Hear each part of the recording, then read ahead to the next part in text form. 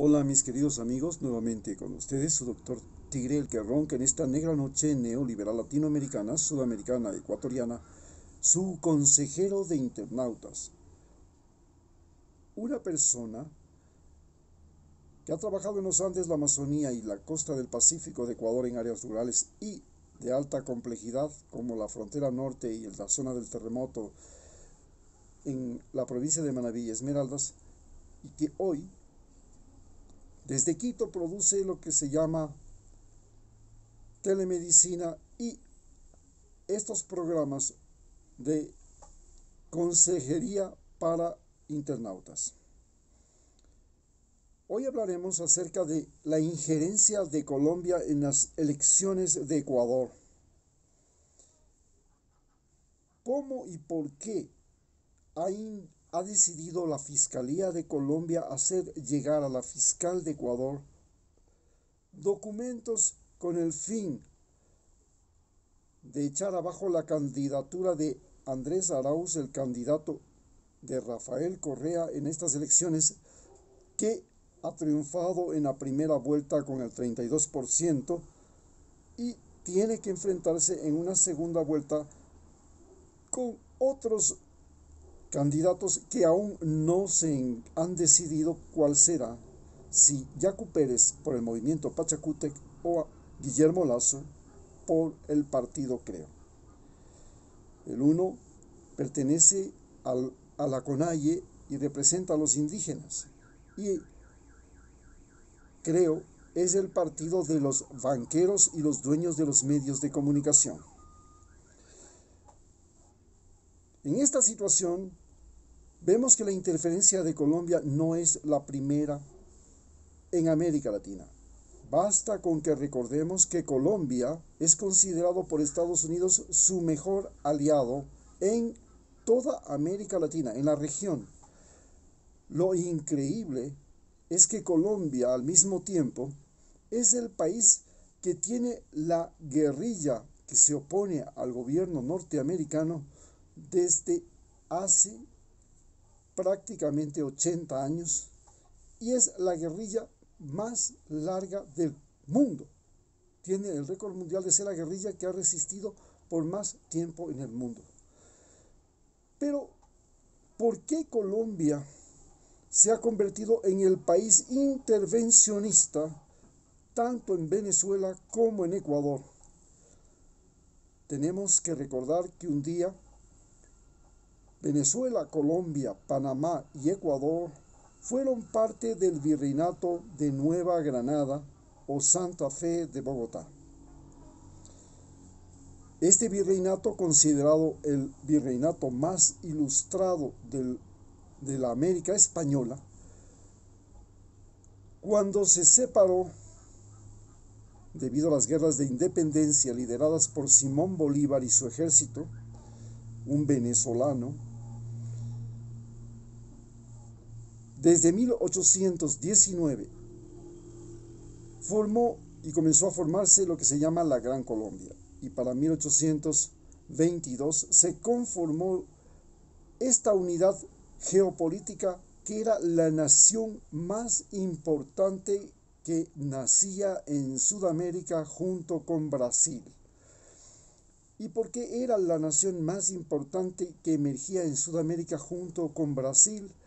Porque tenía salida al Pacífico y tenía salida al Atlántico. Al Pacífico tenía salida por el puerto de Guayaquil, considerado el más importante puerto español y astillero naval en la costa del Pacífico.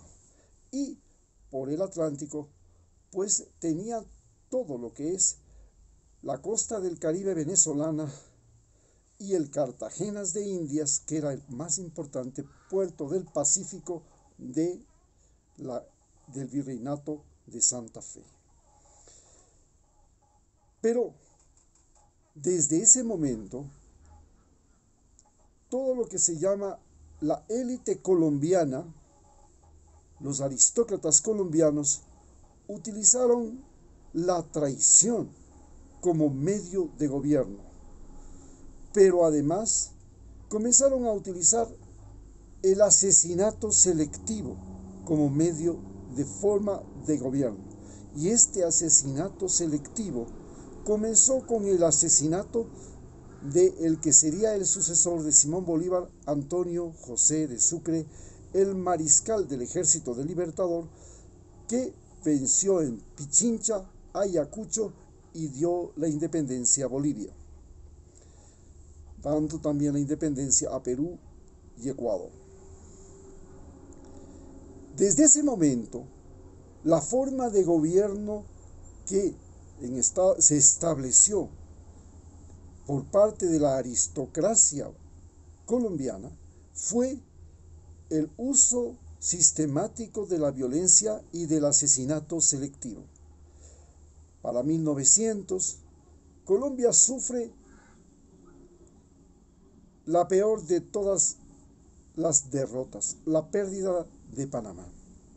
La pérdida de Panamá la sufre ante el gobierno norteamericano, que le arrebata esta parte de lo que fuese su país y construye en él el canal de Panamá. Pero desata al interior de Colombia una lucha intestina entre el Partido Conservador y el Partido Liberal, que hace que miles de liberales, entre esos parientes míos, mis abuelos, llegaron a refugiarse en Ecuador porque, a diferencia de Ecuador, en Colombia triunfan los conservadores y comienzan una limpieza política, el sistemático asesinato de los liberales. Los liberales se refugian en Ecuador, donde triunfa Eloy Alfaro. Este asesinato, como forma de gobierno, se convierte luego en algo incontrolable a partir de la década de los 60, cuando se da el Bogotazo y Eliezer Gaitán es asesinado. A partir de ese momento, Colombia vive el aparecimiento de la guerrilla marxista, y esta guerrilla marxista, que es las FARC, luego el Ejército de Liberación Nacional, y otras formas de guerrilla, para los años 80 dan paso al nacimiento de la guerrilla paramilitar, las Autodefensas Unidas de Colombia, organizadas por la familia Uribe y todos los dueños de las grandes plantaciones bananeras del Urabá.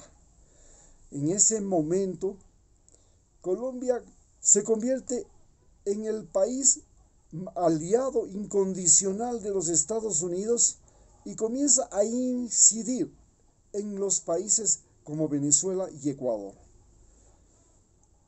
Las Autodefensas Unidas de Colombia se desarman para los años 90 porque cometen crímenes de lesa humanidad y dan origen a unos que se llaman los grupos informales de guerra, la guerra asimétrica, entre los cuales están los Águilas Negras y otros que frecuentemente invaden Ecuador para asesinar personas y tienen el control sobre ciertas zonas mineras como las que están en el río Santiago en la provincia de Esmeraldas.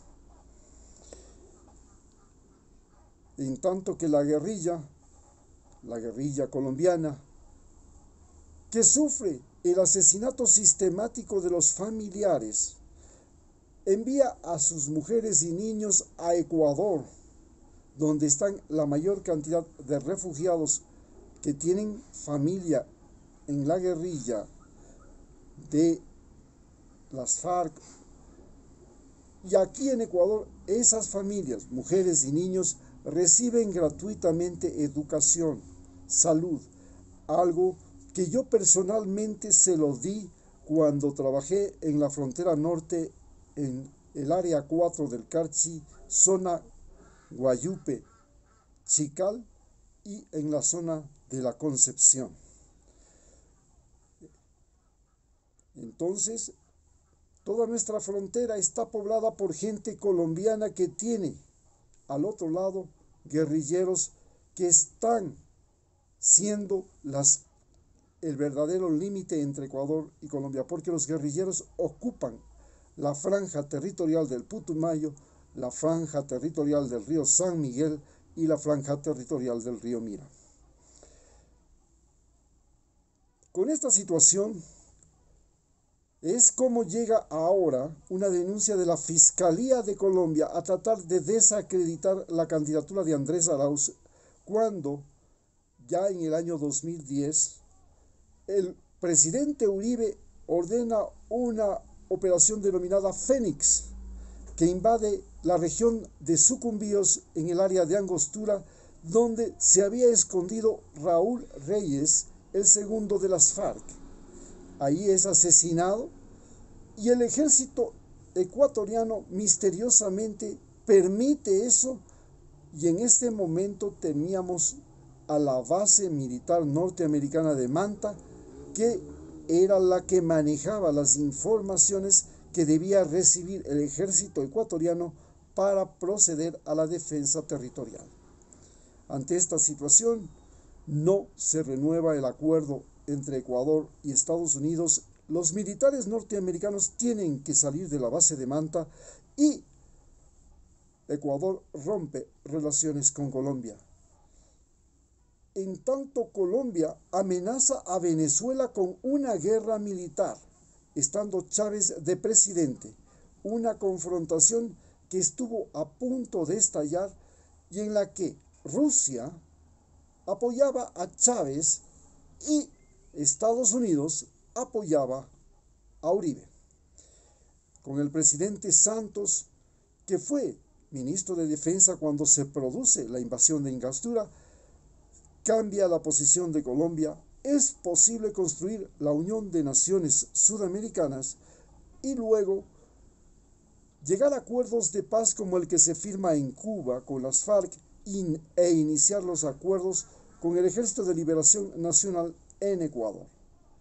Pero cuando Santos deja el poder y retorna Duque y con él Uribe, vuelven las confrontaciones que se dan entre Venezuela y Colombia, y Venezuela se ve amenazada por Colombia, que no solamente tiene injerencia política, sino que además pretende auspiciar la penetración mediante ayuda durante la crisis migratoria en el año 2019. De igual manera, en Ecuador, desde el año 2017, se unen los ejércitos de Ecuador y Colombia para combatir a un guerrillero llamado Walter Arizala, Guacho, que había secuestrado a 3 periodistas. Pero el manejo de la situación fue tan controversial que creó heridas entre los ejércitos de Colombia y Ecuador que aún están sin resolverse. Bajo esta situación es que nos llega hoy la denuncia de que el Ejército de Liberación Popular está financiando a Andrés Arauz, que es, a no dudarlo, una situación complicada. Pero, ¿qué es lo que ha pasado con Colombia durante este siglo? Porque es un siglo ya en que la derecha colombiana, que un día es liberal y al día siguiente es conservadora, ha creado en ese país. Ha convertido a Colombia en el país mayor productor de cocaína del mundo. Pero además ha convertido a Colombia en el país exportador del sicariato y de los gota a gota. Los gota a gota son prestamistas que lavan dinero del narcotráfico y que llegan a nuestros países y prestan dinero sin ningún papel, ninguna garantía y solamente con el compromiso de vida o muerte para el individuo que recibe ese dinero. El gota a gota colombiano puede terminar asesinando a aquel que no le paga. Pero además Colombia se ha vuelto el exportador del sicariato. Hoy el sicariato es la forma como los políticos, los mafiosos, los carteles arreglan cuentas desde México hasta Ecuador y también en Perú. Y el sicariato se trata de individuos que por plata matan. No tienen el menor remordimiento, la menor conciencia. Y nos preguntamos cómo fue posible que un país creara este tipo de seres humanos y los exportara. Nos recuerda a Hitler cuando fabricó los soldados nazis. Y los soldados nazis podían matar judíos, rusos, comunistas y adversarios sin que sentir el menor remordimiento de conciencia. Hoy Colombia exporta, además de una música muy divertida, de cantantes, películas violentas, telenovelas violentas, de capos y de mafiosos. Sin teta no hay paraíso y balas, plomo o plata. Y se ha convertido eso en una forma de ver la vida en América Latina.